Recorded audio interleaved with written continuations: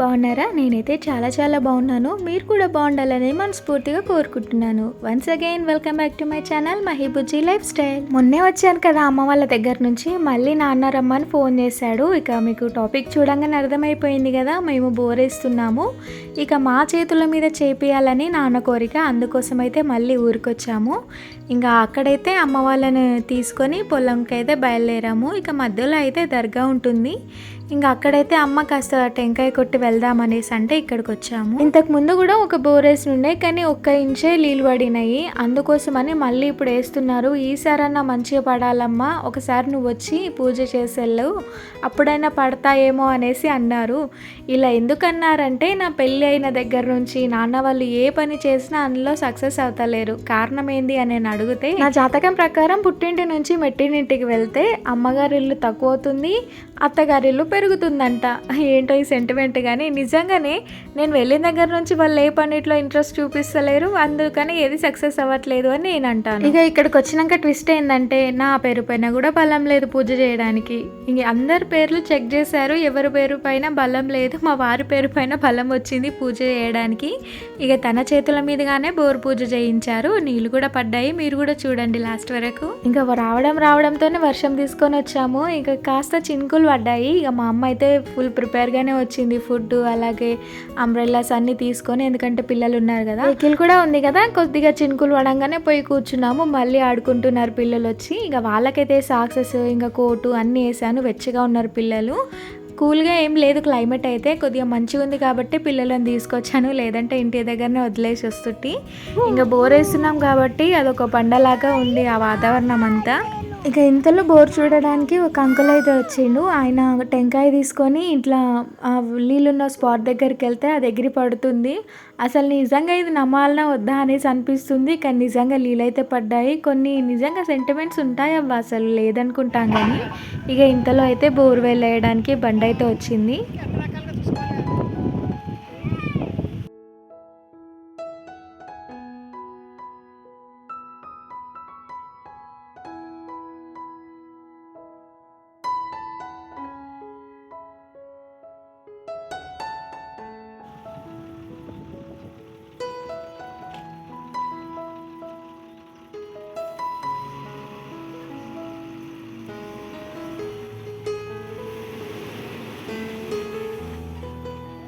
ఇక బండి స్టార్ట్ చేసే ముందు అమ్మ అయితే ఇక్కడికి వచ్చిందనమాట.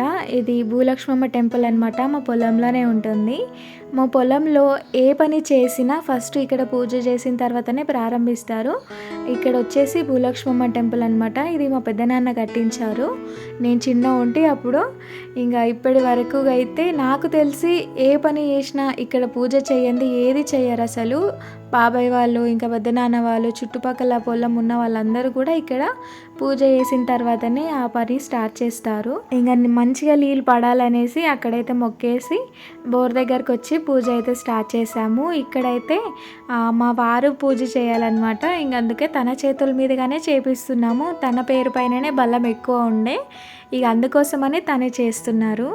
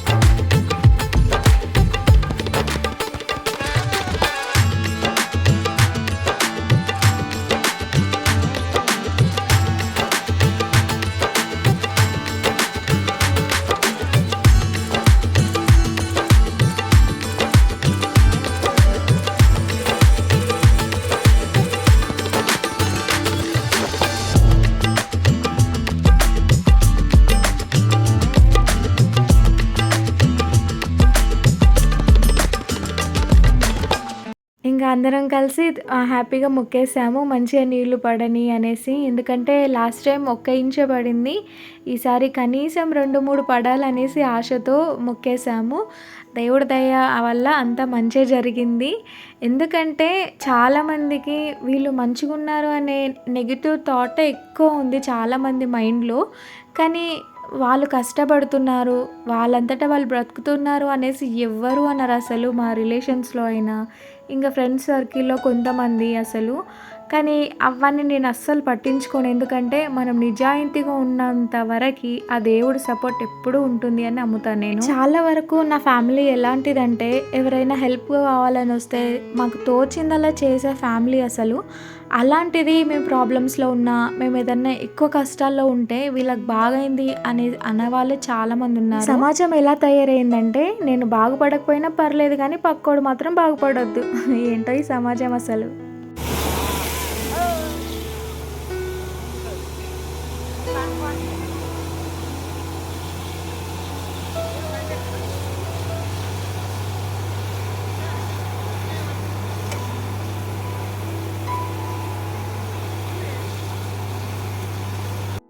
ఇంక ఫైనల్‌గా మేమందరం చాలా హ్యాపీ. ఎందుకంటే చాలా నీళ్ళు పడ్డాయి. చాలా హ్యాపీగా ఉంది. ఇక మేమైతే ఇంటికెళ్ళాలి. ఎందుకంటే పొద్దున్నే వచ్చాము. నెక్స్ట్ మార్నింగ్ ఫస్ట్ షిఫ్ట్ ఉంది మా వారికి అనేసి కాస్త టైం స్పెండ్ చేసి బయలుదేరదామనేసి. ఇంకా మా అమ్మ అక్కడ పలారం పెట్టింది కదా, ఇంకా పిల్లలైతే తింటున్నారు. కాసేపు కూర్చున్నాము. బయలుదేరదామని ఒకటే అడుగుతున్నాడు మా వారు. ఎందుకంటే వర్షం మొగులు చాలా అయింది. పిల్లలు మళ్ళీ సిక్ అవుతారు, జలుబు అలా వస్తుంది. ఈడికే పొలంలో చాలాసేపు ఉన్నాము అనేసి బయలుదేరాము. ఇంకా ఇక్కడ వచ్చేసి మేము బయలుదేరదామని వెహికల్లో కూర్చుంటే చిన్నోడైతే తాతయ్య దగ్గరికి వెళ్తున్నాడు. అసలు వాళ్ళ బాండింగ్ అయితే భలే ఉంటుంది అసలు. నాకు చాలాసార్లు బాధ అనిపిస్తుంది, ఎందుకంటే పిల్లలకు మేనమామ లేడు అని. తాతయ్యే కానీ మేనమామ బాండింగ్ ఉంటుంది వీళ్ళిద్దరిది. చక్కగా హ్యాపీగా బండి మీద తిరిగేసి వస్తారు, సరదాగా ఉంటారు, ఫన్నీ చేస్తారు అసలు. ఇంకా అందరికైతే బాయ్ చెప్పేసి షాద్నగర్ అయితే వచ్చేసాము. వచ్చేసరికి కాస్త ఈవినింగ్ అయింది. ఇక ఈ వ్లాగ్ వచ్చేసి నెక్స్ట్ మార్నింగ్ కంటిన్యూ చేస్తున్నాను.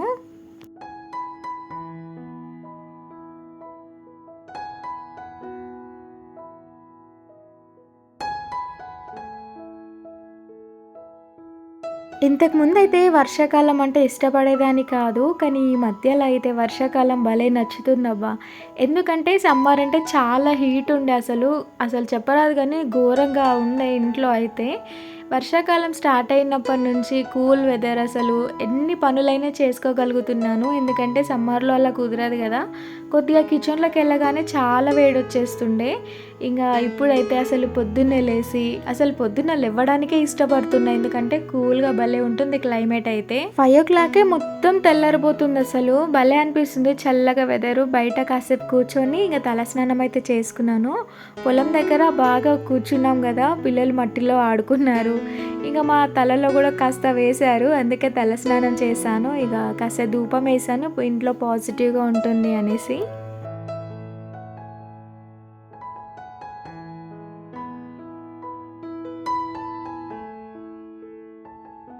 ఇంకా నిన్న పిల్లలు బాగా ఆడుకున్నారు కదా పొలంలో, అలసిపోయి పడుకున్నారు. రాగానే నైట్ మొత్తం అసలు లేవను కూడా లేవలేదు మధ్యలో. ఇక నేను పొద్దున్నే లేచి పనులు అయితే స్టార్ట్ చేశాను. ఇంకా చిన్నోని స్కూల్కి పంపించాలి. ఇంకా చిన్న బాబు ఒక్కడే నా దగ్గర ఉంటాడు, పెద్ద బాబు స్కూల్కి వెళ్తాడు. ఇక మా వారు కూడా డ్యూటీకి వెళ్తారు, ఫస్ట్ షిఫ్ట్ ఉందని చెప్పాను కదా. కాస్త లేట్గానే వెళ్తున్నారంట, అందుకోసం అయితే తనకు టిఫిన్ రెడీ చేసి ఇవ్వాలి. అలాగే పప్పు అయితే వేసాను, రైస్ కంప్లీట్ అయింది. వంట చేసిన తర్వాత టిఫిన్ చేసేటప్పుడు ఈ వ్లాగ్ తీశాను. మీతో ఒకటి షేర్ చేసుకోవాలనుకుంటున్నాను. అదేంటంటే సమాజంలో చాలామంది చాలా విధాలుగా కష్టపడే వాళ్ళు ఉన్నారు, వాళ్ళ కష్టాన్ని నమ్ముకొని బ్రతికే వాళ్ళు ఉన్నారు. మిగతా కొంతమంది ఉంటారు చూడండి, వాళ్ళకి పని శాత కాదు, చేసే వాళ్ళనేమో ఎంకరేజ్ చేయరు. ఇంకొకటి చెప్పాలంటే వాళ్ళు నాశనమైనా పర్లేదు కానీ పక్కోడు మాత్రం బాగుపడాడు. ఎందుకంటే ఇందాక చెప్పాను కదా ఆ విషయం అనమాట. మా నాన్న వాళ్ళు ఫస్ట్ టైం బోరేసినప్పుడు కొన్నే నీళ్లు పడ్డాయనేసి చాలామంది వెక్కరించారనమాట. అది చూసి మా నాన్న ఆగిపోలేదే, మరోసారి ప్రయత్నించాడు. ఈసారి సక్సెస్ అయ్యింది. ఇదే విధంగా మన లైఫ్లో కూడా ఏదైనా స్టార్ట్ చేసినప్పుడు దాంట్లో సక్సెస్ రాలేదే, ఎవరో ఏదో అన్నారనేసి మనం కూడా సైలెంట్గా ఉంటే ఫ్యూచర్లో మరోసారి ప్రయత్నిస్తే ఇలా మళ్ళీ సక్సెస్ అవ్వచ్చు కదా. ఎవరో అన్నారని, ఎవరో చేశారని చెప్పి మన పనిని మనం ఆపుకోవద్దు, ఎప్పుడైనా కంటిన్యూ చేయాలనేసి నిన్నటితో నాకు చాలా బాగా అర్థమైంది. యూట్యూబ్ విషయంలో కూడా అంతే. ఎవరో ఏదో అన్నారనేసి నేను మధ్యలో ఆపేశాను, కానీ మళ్ళీ కంటిన్యూ చేస్తున్నా, సక్సెస్ కోసం అయితే వెయిట్ చేస్తున్నా. ఇక మీ సపోర్ట్ వల్ల అది కూడా వస్తుందనేసి నమ్మకం ఉంది. ఇక ఇక్కడైతే టిఫిన్ చేసాము నేను, మా వారు. పిల్లలకు కూడా చిన్నోనైతే స్కూల్కి పంపించేశాను. ఇక మా వారి కోసం అయితే బాక్స్ అయితే కట్టాను. మీషోలో అయితే ఈ బెడ్షీట్ బుక్ చేశాను కదా, షార్ట్ వీడియోలో కూడా పెట్టాను, వెళ్ళి చూడండి. నచ్చితే లైక్ చేయండి తప్పకుండా.